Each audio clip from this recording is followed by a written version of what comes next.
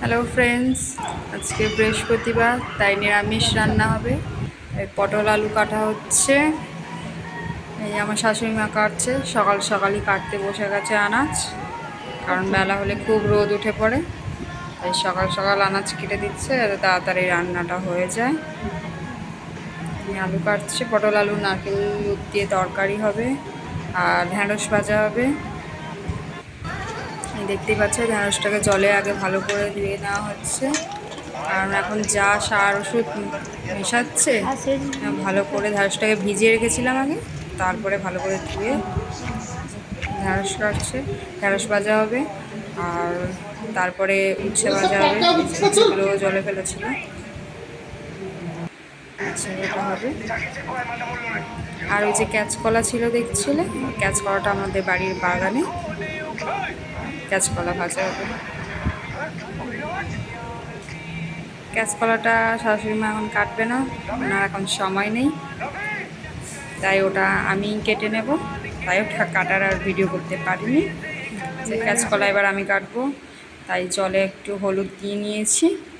তারপর কাঁচকলাটাকে half half করে কেটে রেখে তারপরে কাটতে বসলাম।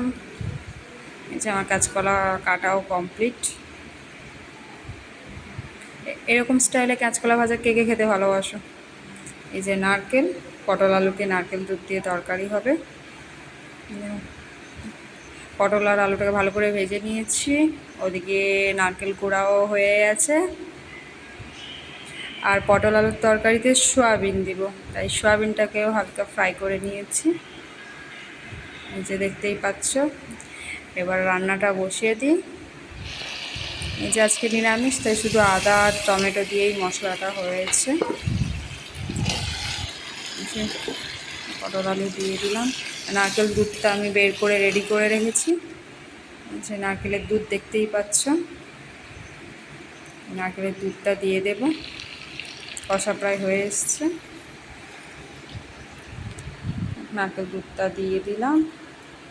সোয়াবিনটা এখন দিচ্ছি না, কারণ আমাদের বাড়িতে একজন মেম্বারের সোয়াবিনে অ্যালার্জি আছে, তাই সোয়াবিনটা পরে দেব। ওনার জন্য তরকারিটা হালকা তুলে রেখে তারপরে সোয়াবিনটা দিলাম। তরকারিটা ফুটে এলে এবার আমি গরম মশলা দিয়ে দিলাম, এবার নামিয়ে নেব।